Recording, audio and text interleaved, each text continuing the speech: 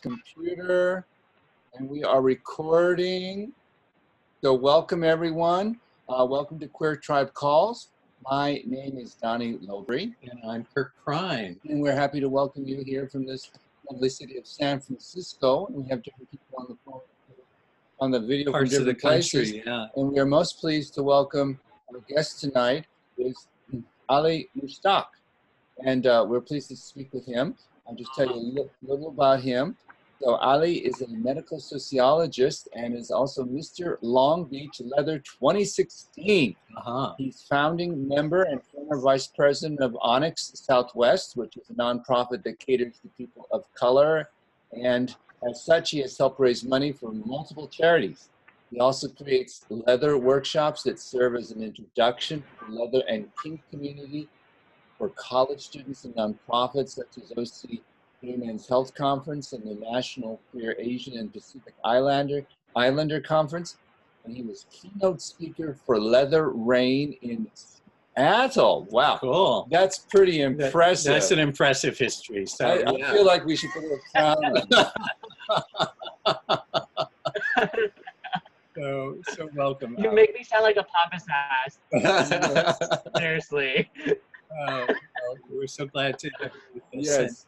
And as you know, there are just three simple questions for those who are viewing in, or those who this will go out to like 1,000 gay men. So so this recording will be heard by many more than that are on the call. But we're just going to cover a few things. So one is, you know, these calls are really about who are we as a queer tribe, and who are you and your contribution to that queer tribe. And so that's kind of the general gist. So Ali, we want to ask you the first question, which is simply tell us a little bit about kind of your spiritual journey, your awakenings that have informed you to be able to be all the beautiful things that you are. Oh, okay. Well, I first started developing chest hair at the age of 12. And after I hit puberty, sorry, I you know, I guess that's not a good comedic intro. I guess my shtick doesn't work. But in any case, no, I think that, you know, I grew up Muslim in Southern California, and that's sort of an identity that has stuck with me throughout time. And as a result of it, I think that for me and a lot of the work I do, being Muslim and identifying as such, sort of has provided a way into talking about things like diversity and talking about things like spirituality in ways in which, you know, I'm able to sort of reach out and help enact social change. Like, so for example, I know that like a lot of the Western religions tend to focus on this concept of the deity going against all evil kind of thing. And I know that, you know, in more spiritual circles, that sort of tradition sort of reflects on this idea of the light and the spirit versus the darkness or something like that, that age-old question.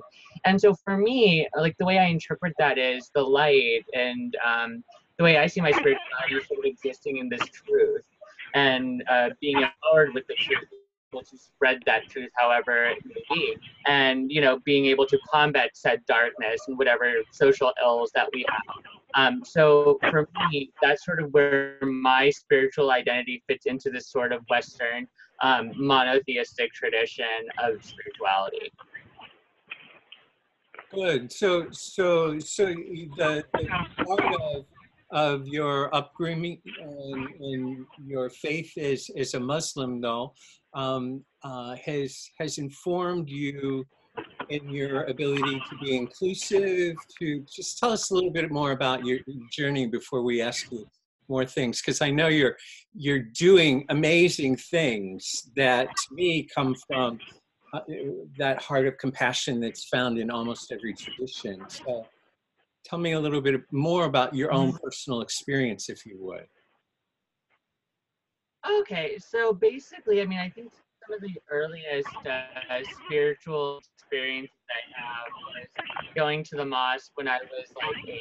And I remember going, and I remember it was just something that we had to do. and we didn't necessarily question it. And it was one of those things where, because I didn't necessarily question it, it's like, well, okay, like, are we supposed to do these things because we want to, or are we doing these things because we're truly supposed to feel connected to this greater power kind of thing, right? And for me, like, I think for time, that sort of experience has been more tuned to this idea of basically a way, or a sort of metaphor in which I can access the divine, in which I can access the spiritual. And so, for example, the idea that when I was going to mosque recently during Ramadan last year, what happened was they said that, oh, well, if you give zakat or if you give charity to others, you get it back, right? Kind of like if you place in your intentions, you get it back. So for me, that's just been this language I've been sort of using in order to access that kind of spiritual universe. Beautiful, beautiful. So that kind of heart of spirituality that's informed you leads us into the next question, and you can keep reverting back to this one if you want to. But so tell us about, these calls are all about us as a queer tribe. Do you see us as a queer tribe? Because the question after that is, if you do, what do you see us doing? But do you see us as a queer tribe? Okay, so I mean, I think it kind of goes back to that the spiritualist question to begin with, right? Like, in terms of how to perceive spirituality, and of course, like, behind these experiences, especially through Islam, it's like this idea that we're sort of one people under a divine being, right? However you choose to look at that, and like, I think that when you have an upbringing like that, that sort of lends me to say, like, all right, like, I feel like on some level there are similarities in our experiences, and that we're all trying to fight to be sort of equal to, and for humanity to be sort of recognized by everybody in all different kinds of institutions. But also, I think that there's a level of the fact that, again, like, there are experiences that others might have that I don't have, because of the way they see their gender identity and because of the way they see their sexual orientation. For me, I identify as a gay man. So for me, like, yeah, a lot of my sexual identity isn't tied to my gender identity. So for me, that's separate. For other people, that's a little different, where, for example, some people might describe themselves as a femme who likes to top or something like that, where their gender identification is very inextricably tied to their sexual orientation. So so I do sort of admit that, yeah, I mean, like, I think on a spiritual level we're all connected, but at the same time we're all connected very differently, and we have our own paths to the spiritual. Sure. Yeah, I mean, part of this conversation is for all of us, especially those of us who identify as any of the letters in LGBTQ plus, to just kind of go, what are we doing here? And is there a reason why we chose to be in these bodies to be of service to the planet? So I think you're getting us warmed up. So thank you. So as a queer tribe, I know you've got your hands, your fingers, your body into all kinds of amazing things that are from mindful play to political activism to teaching that you're doing, and I'd love for you to share how some of this heart of compassion that you talked about that comes through in the service. So tell people a little bit about some of the work that you're doing that is about kind of what you were talking about in Ramadan, of giving out and you get back. Yeah, and I think that's a very deep question, especially for somebody in my experience, because I mean, almost recently what happened was my grandpa suffered a minor stroke about 4 or 5 months ago. And then a month later he had a lung aneurysm. So, and thankfully, he was able to have surgery and he was able to recover. But I mean, that got me starting to think about questions about the body and like the way that we're supposed to exist in this space as human beings, you know? And it's like the question of what do we do here during our time as human beings, and how is it that we can make our experiences more amenable, or how do we help other people have experiences that are amenable, so then that way they don't have to suffer while they're on this planet. And so for me, like, I mean, while obviously during that time I was having thoughts about mortality and thoughts about like the body and dying, I also started to think about the mind-body connection and the relationship between where I am as a physical being and where I am as a mental and emotional and spiritual being. So it's almost like, for me, it's like I realized that, again, like there is that sort of core component where I think we're all spiritual beings to a degree, but then also the fact that our bodies determine our experiences through the way that which we of like go through the world. And so because that's the case, I mean, then I started to think more deeply about questions about the sort of the idea that sexuality for me was a way to connect with other human beings, and it was a way for me to sort of discover you know, like how can I connect back to that spiritual part of me, and sort of through my body I'm able to sort of then to sort of understand that idea that that just because I'm having these experiences through my body doesn't necessarily mean I'm a separate entity from my body, and that there is that relationship. Just as, for example, you know, knock on wood, since my grandpa's okay, the idea that, you know, his body is slowly deteriorating, and the fact that, like, you know, he's experiencing the world now through that sort of physical deterioration. And it's almost like, you know, he's starting, it's like, you know, where does he end and how does he begin? And so for me, that uniting aspect is the spirituality and that connectedness, the idea that we are all, to some degree, you know, sort of adventurers on this planet together, trying to figure our ways to sort of, you know, make existence happen, essentially, and hopefully not have a bad one either. Yeah, good, good, good. Well, I know that, you know, interesting, I talked to, houses first, you know, coincidence, but I talked to a man who wrote me yesterday from Pakistan, who I told him about what we were doing, having a call with you, and he was just like crazy with envy that, you know, we live in a space that he could be queer or a gay man, be into leather and kink, and his sexuality and his body would all be celebrated as a Muslim. So he just totally fascinated. So your story is an important story, I think, in helping to bridge a lot of gaps for especially queer brothers, gay brothers out there, who are looking to find that exchange of connection through in our bodies. So thank you. Right, and I appreciate that. And it's almost like also to recognize that, you know, that there are forces out there that are trying to separate us and to divide us from our common humanity, from our common kinship. You know, I mean, especially that idea of, you know, being told to go back home or go back to where you came from. So even in these spaces, it's still not like we have complete control over, you know, our bodies and our spaces and our identities, because while you know, you have folks that are in certain places that are dealing with their struggles, we also have our struggles here in the United States, especially when you are being in this sort of queer or queer Muslim or queer religious or queer spiritual backgrounds. Yeah, absolutely. Yeah, we're certainly under attack. Yeah, and probably in my mind, why we're probably needed more than ever. So yeah, thank you. Yeah, I'm absolutely. Yeah, and I'm curious, before we get into kind of the vision part, because I know you've got your fingers into a lot of kind of political and educational activism stuff, but, you know, a lot of the men who will be watching this call understand kind of our flesh and spirit community, which is all about, you know, our eroticism and our spirituality. They're not separate, they're one and the same.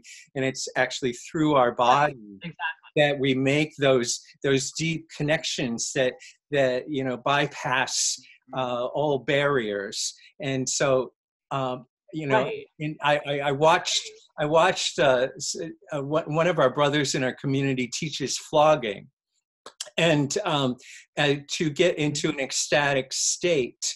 And I'm aware that even in your tradition, I'm not sure if you grew up with that, but in some Muslim traditions, flogging was often used as kind of a spiritual cleanse, to awaken the body and come into the reverence of Allah.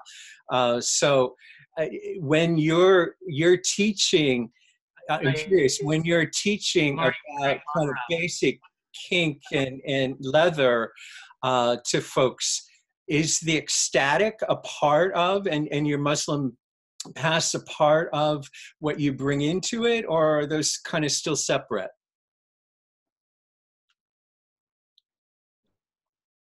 Yeah, okay. So I think when okay, there are different kinds of workshops that I offer. Like, Yeah. so one part is more like the educational theory side of things, Sure. which, like, you know, as an academic, I basically get off like crazy. But then when I also do actual demos and actual, like, the actual practice of it, Yeah. a lot of the times, I find that when I'm actually teaching about, like, you know, how do you actually flog someone, or how do you single tail someone, or something like that, a lot of the times I'm presenting to audiences that are apprehensive for the most part, because, you know, again, in our culture, we've seen multiple ways in which people violated boundaries. We've seen multiple ways in which people's personhood is infringed upon.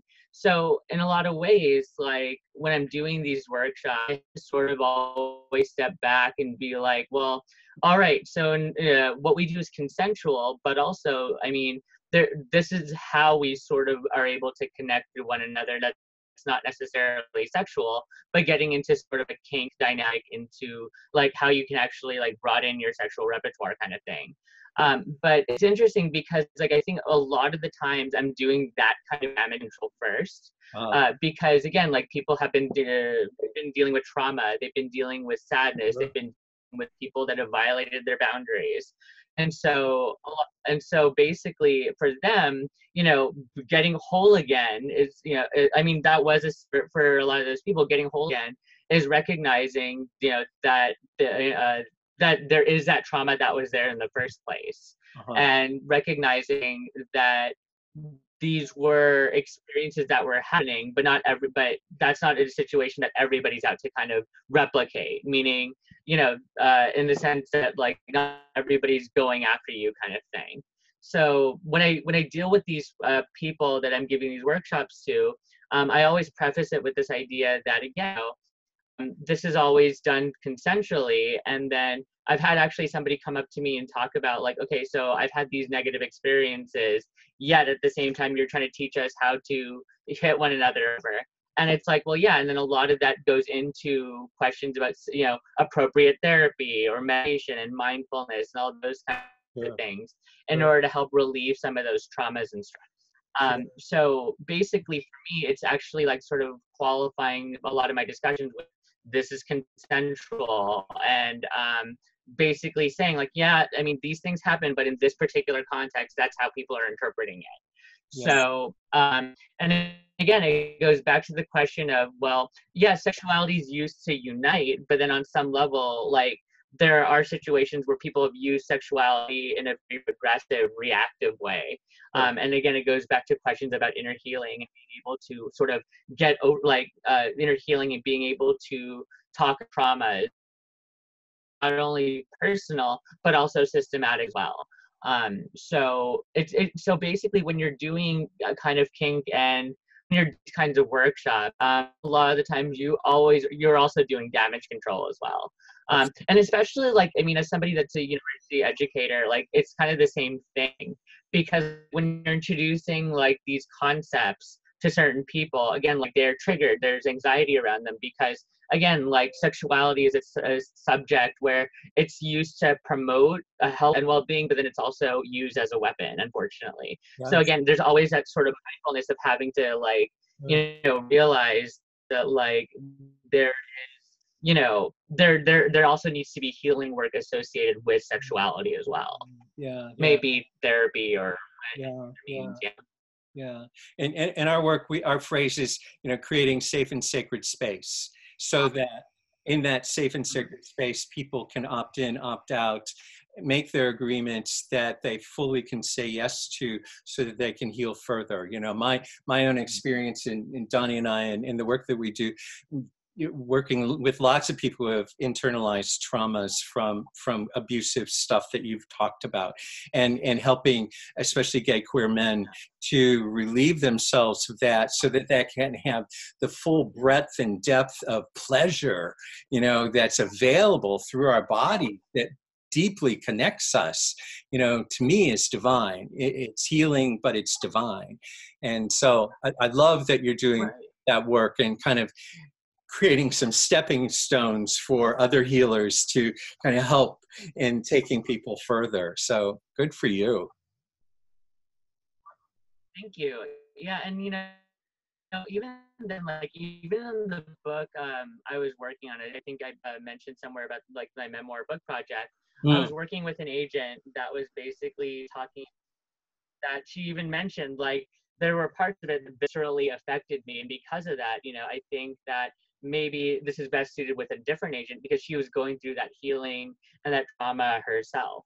Yeah. So again, it's one of those things where a lot of my work not only affects the personal individual, but also creates a broader social change as well. For that healing to happen both on the individual level as well as on the social level. Yeah, great. Well, it leads me into the kind of the last question, and how you kind of embody that last question. So if as gay men, we're here for some kind of purpose, individually and maybe together, but what is it, what is our movement's vision, and what's your vision for us as a movement in the future, especially in these times in which we're living in such polarities? And I know you got your fingers in all kinds of activism stuff, so I know that you're doing the work, but I want to hear about it. Well, I think that the most simplest sort of vision I can think of, I think the best is to recognize that, like, is basically the first point, which is, again, we're all connected, but we're all connected differently. Decisions that I make, that you make, affect other people in so many ways. And I think it's that sort of awareness of that. And I don't think that this is this is a question about political parties so much as is this the party of being a human being party, so much as, like, we're having questions about whether or not we are as a society are okay with Medicare for all. And it's like, well, all right, I mean for me, like, I'm comfortable with the idea of me paying more so somebody else can get healthcare, because I know that somebody is more sicker than I am. They don't have that particular person might not have the luxury of being able to afford health. That person might not have the luxury of being able to be considered, somebody with full access to the medical system. So I think it's to recognize that, again, like, when we're making these decisions, we're making decisions about other people's lives, essentially. And the fact that, again, like, we are all connected to one another. And it's like, by helping somebody out, you're basically saying, like, I'm helping another fellow human being out, and I'm affirming their mind, their body, their spirit as something that's part of my own. So I feel like that's sort of like the main, I think, distilled takeaway from, I think, a lot of my activism and a lot of the work I do around education and around writing and around the sort of vision I want to see us getting into as a future. So I think that, again, it's just recognizing that but again, like, we also then have to recognize difference, and we can't just say, like, suddenly, like, oh, well, we're all just human. If you're saying it's human, it's like, yeah, but everybody's human, but they're human differently. So it's like this sort of the the environmental movement of the 70s with the whole "we're all in it, but we're all in it together" kind of thing.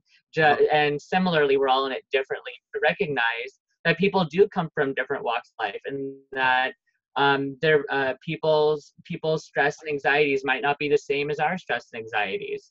And so it's affirming that difference. Yeah. Great. And difference and that sameness this time to sort of get us onto the path of healing. Yeah. Well, and how you embody that is your unique gift to the planet. So, you know, here you are, in all the shapes and forms of how you present yourself in the world, but you can be an advocate for all those folks who are disenfranchised or who don't have what you have or I have, to be able to gift them back, because someday we could be one of them, or yesterday we were, you know. So yeah, great. Do you want to tell us any more about some of the? Go ahead. But also, like, it's that we could be one of them, but I think it's the question of we are them. I mean, I feel like, you know, I think that it's in the sense that, again, like, are human just like they are. Yes. And like, they're subject to the same feelings and the same hurts and the same anxieties. Absolutely. And it's like, well, if I wouldn't want to be put in a situation where I am poor and destitute, I want someone else to be in that situation as well. Absolutely. Yeah. So, and it's like, for me, I would hope that we would then do all that we can in order to help those people, because it's sort of it's sort of recognizing, again, I have the person in me is reaching out to the person in you, kind of. We're all just people. Yes, the namaste, that really seeing. Right. Yeah, we're all one. Yeah, we're all the divine. Yeah, absolutely. Yeah, perfect. Yeah. And any other kind of visions for us, or hopes for us, or dreams for us that are really kind of coming out of your own imagination? Because we're certainly in a time we need imagination. Right. And I think that's sort of like, so for me, like, you know, I envision a world where everybody's, you know, and again, like, the empiricist in me wants to like restrain my mouth right now. But like, I mean, I envision a world where everybody's cooperating and where everybody is, you know, trying to like do things in everybody else's best interest, and, you know, being able to like actually recognize like hurt and difference in a way that's productive, as opposed to a way that's restrictive and regressive. So, I mean, for me, like, I feel like that change is possible, and like, we are all, you know, by making our decisions in ways in which that recognize the common humanity in others, we're then able to be like, oh, like, you know, you might be a black man living in Detroit, but you know what? Like, even though I'm not personally going through that, I'm gonna hopefully advocate for positions that hopefully stand in solidarity to the way that you would want to see society envisioned. Okay. So again, it's just this idea that, you know, you're envisioning a world where that radical solidarity exists, and we can sort of say like, hey, like, you know what, we all live on this planet together, and we must all do things to, in essence, you know, save it. Actually, quite literally with the climate change issue, but yeah. Yeah, it's getting pretty dire as the predictions of today even came out. So yeah, so absolutely. Right. And I think that's why you see like a lot of American veer towards spirituality. Like I remember Pew coming out with a couple numbers lately where they talked about people are leaving organized religion for more spiritual traditions, right. And that's because a lot of people are losing faith in institutions. Sure. That, you know, once like they're like saying, oh, like path to God is, you know, following the Bible, versus the only path to versus a path to divine are multiple paths to the divine, right. And that you can, and there's no sort of like cohesion around it, you know. It allows for a lot less exploitation and a lot less inequality to happen. So for example, in the book I'm working on with my mentor, Black women's AIDS activists, a lot of them talk about this idea of being more spiritual as opposed to being more religious.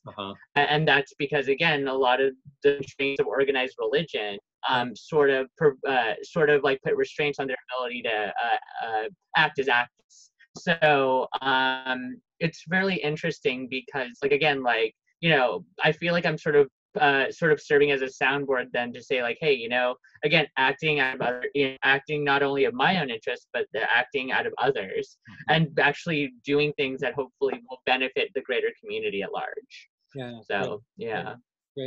Great.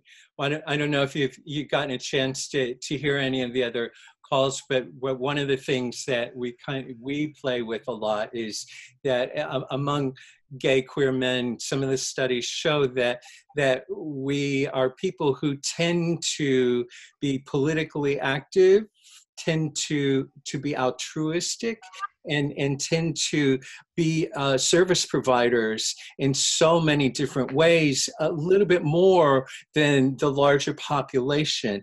And, you know, I see you as one of those bridge builders, bridging, you know, between, and for me, it's even because not only who you are right now, but that we as the gay tribe, as I keep talking about it, but in my genetic and your genetic is everybody's tribe, you know, so we keep showing up in everybody's tribe, and we just keep replicating ourselves in everybody's tribe. So we kind of have that knowledge inside. So at any rate, I'm naming you as a bridge builder. Great. So I appreciate that a lot. Thank you. But yeah, and you know, I think I've written on this in a blog post, I think a week ago, where talk about the AIDS crisis of the 1980s and like how everybody sort of marshaled together in order to fight the AIDS crisis. But then suddenly when we're dealing with healthcare issues now, it's like, well, you know, I kind of don't want Medicare for all because, you know, I just kind of don't. I think people should pay for it because of whatever. And it's like, well, you know, and I think it's those questions where it's like, all right, so like, I mean, if the facts are that you're getting the same exact healthcare and you're not paying any copays, deductibles, or premiums, then it's like, well, all right, and you're paying slightly more in taxes. It's like, well, okay, well, then what is this really about? Like, what is this really? And so I sort of examined the question of like, you know, what does it mean to be like, what does it mean to be a gay or queer community? Because it's like, if we can't even get along and like actually advocate for legislation as a community to actually help people, then it's like, well, what are we here for? Because I mean, suddenly again, we had those roots in the 80s where the government wasn't doing anything for us. You know, I'm sure I'm sure you know some of the people that lived during that time and how scared they were, how traumatized they were, how afraid they were of their own sexualities. And like how, like, for example, when you're looking at that, it's like, well, I mean, would we want to necessarily inflict that fear on other people? So for me, it's, you know, again, it's about being able to recognize that these things are important.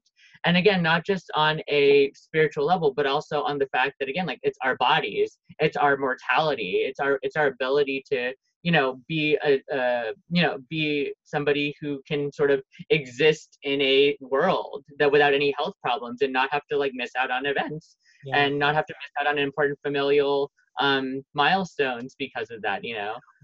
Like, especially how seeing my grandfather like that, I mean, it really got me to question, like, okay, so who are we as a society? Who are we as a queer community? And on top of that, like, who are we as a human race? Yeah. Beautiful. Are we getting close? Well, yes, but I do have a question from the peanut gallery, and so I'll just read it out. Don't worry. So the question is, you and Ali, Kirk and Ali were speaking about kink, and I wanted to ask, well, what if you're not much into kink? Can Ali and you mean Kirk, still embrace one who isn't? I was just confused about kink at the beginning of the talk.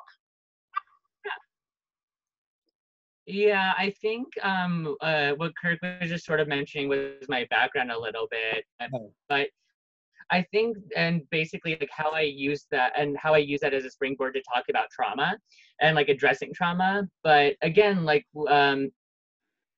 you know, even like for me, like I see sexuality as a spectrum. So for me, like, you know, you have people that are super sexual versus people that are asexual. At the spectrum, we're at different places at different times. Yes. And, you know, I think that when you see something like that, it's like, you know, the question of not just simply like engaging sexuality, but how do we relate to our bodies and how do we relate to our identity? And so even if that's not something you can connect with, that's sort of like the springboard of like, okay, so what is the relationship I have with my body and being able to get pleasure from it, however you decide to interpret that. Okay. So I think for me, that's how I would sort of go about sort of connecting with that piece a little bit, because again, it's not necessarily about being into leather. It's not necessarily being into kink or BDSM or whatever, but more like the question of the relationship between our bodies and the way we experience them. So maybe if that clears it up.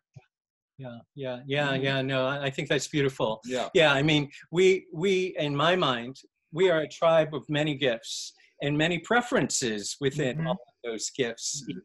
So that what appeals to you or someone else, the key is, do we all feel like we belong in the tribe? And do we have a sense of connecting through and with our bodies energetically that comes from our hearts? And that's everything that we teach. You know, Donny and I teach massage classes where we get men together and get them on a table and teach them techniques of massage and just some basic kind of connection stuff. And it just changes them. It changes their bodies. It builds community. And, you know, so there are lots of ways and forms in which we can share authentically who we are. But the key, I think, to the person who asked the question, for me, is about being true to yourself and that you know that you belong in this tribe. So, you know, you may not have this preference, but you belong in this tribe, and we're better because we all belong in this tribe. So, yeah, juicy. Thank you, whoever wrote that. Yeah. And I think that's very important work to do as well when you're teaching others to like do massage and all those kinds of things, because I mean, we live in a society where even like the most basic touch is now commodified, right? Like you can people to like cuddle with them, right? So I mean, you know, we live in a world where we're all constantly working, we're all constantly, you know, focusing on our own projects, we're all focusing on, you know, being able to survive. And it's like that ability to connect and to relate to one another is almost like sidelined. So again, like that's a very important aspect that you brought up, is the fact that, and like that connection, especially in spaces where I am with a lot of queer identified folks. So for example, like take a bathhouse or like a sex party. I mean, even though like not all of us identify as gay, not all of us identify as queer, like we're all sort of sharing a physical sort of sensation with one another in as a form of relating to one another, or at least, you know, to some level, some, you know, self-satisfaction. But like I think that's a very important point, because it's like, that very connection that I have in those spaces is very different than any other setting that I've been in. So yeah, absolutely. I love that. Yeah, I'll introduce a little concept too, to they're the chimpanzees, and they're the bonobos. And the bonobos are the monkeys who actually relate to each other, and they, you know, cross gender and across. They may eat together, have sex together with one another at any given time, but it's all kind of like they play and interact, and there's not any shame or any judgment about what they're doing. They do it, and they're having fun, and they're nourishing themselves. I see us as the best tribe. It's kind of like the bonobos, you know, who are able to consciously, may I touch you? Oh, great. Here I am. You know, may I share my food, or can I have your potato? You know, can we wash it together in the stream? Yes. So that kind of fun that a lot of times religious dogma has kind of stigmatized us out of. And don't I love to eat off your plate? You love to eat off my plate. That was part of our wedding vows. So yes, I get to eat off his plate. So before we close up, couple things, and thank you for your graciousness. One is I specifically want to send this video to the man I spoke to today, the Muslim man who lives in Pakistan, so that he can hear, and I'm getting kind of teary in my feeling, but so that he can hear from another queer brother, another gay brother who's Muslim, it's just something hopeful. What would you say to him? I would say, to live the best life the way that you know how you can. I tell this to anybody that reaches out from places like Pakistan or Saudi Arabia. Do what you can with what you have and be happy. Yeah. And I know like there are situations they're in that doesn't necessarily let them that doesn't necessarily. I know that they have situations that doesn't necessarily lead them to lead their best life, but it's like, we only have one life, so all you can do is live it the best way you can. And it's difficult, for some, but again, I would never ever but I mean, again, like, I think the most important thing is to be happy. Yeah, great. And now he probably feels a little less alone because he's got a voice like yours from the other side of the planet. Mm-hmm. Yeah, so thank you. So before we conclude, is there any way, if people want to know about your work, I know you have a blog, do you want to tell people about how to contact you or kind of stay in touch with some of this juicy stuff that you're doing? Sure. So my website is www.gettingwolfie.com, and I think we can link to it somewhere. My Instagram is Getting Wolfie as well. Right. And my Facebook is SOCIENGIN.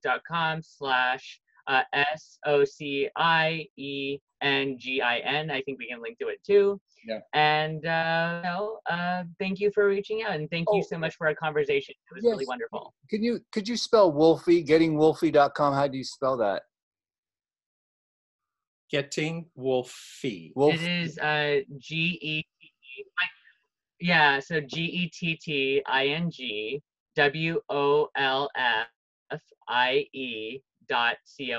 Okay. Great. And if any of you forget that, it's posted on the Queer Tribe call information, so it's there if you want to access it. Oh, so, great.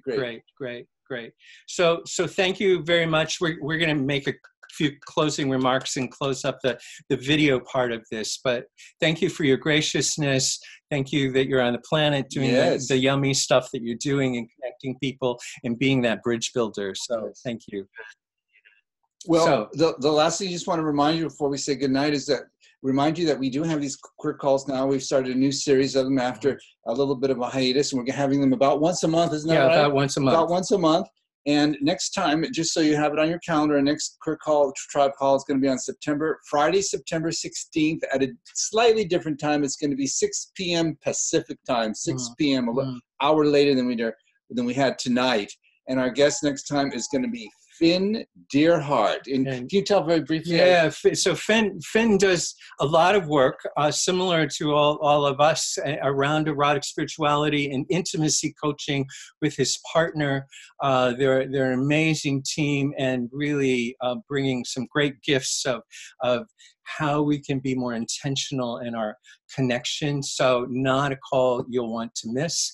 And kind of following up even with one of the things that you had just said, Ali, which is in the near future as well, we're probably going to have a priest on who will be talking about working within the institution as a gay priest, and as a gay priest who's progressive and bringing the best of what's in Christianity and not all the crap. So those are like juicy calls that we look forward to scheduling ahead. But next one's with Finn. But for tonight, again, thank you. Thank you, Ali. Namaste, Ali. And we'll talk to you more. Yes. Everyone have a good evening. We'll see you next time. Oh, we didn't ask. What did we forget? If anybody actually wanted a question, I'm sorry. Does anybody want to make a question before we close up? We need to wind up, but if there's some burning question, I think we got the ones that were being typed in. Yeah, we got that. Anybody want to unmute for just a second? Yeah, we did forget to ask. Anyone want to unmute quickly for a question before we go? I was so excited by the conversation, I forgot about the question part. Yes. Looks like we're good. I think we're good. All right, beloveds. Yay. Thank you. All right. Again, thank you. Namaste. Right. Thank you. Thank you. Thank you.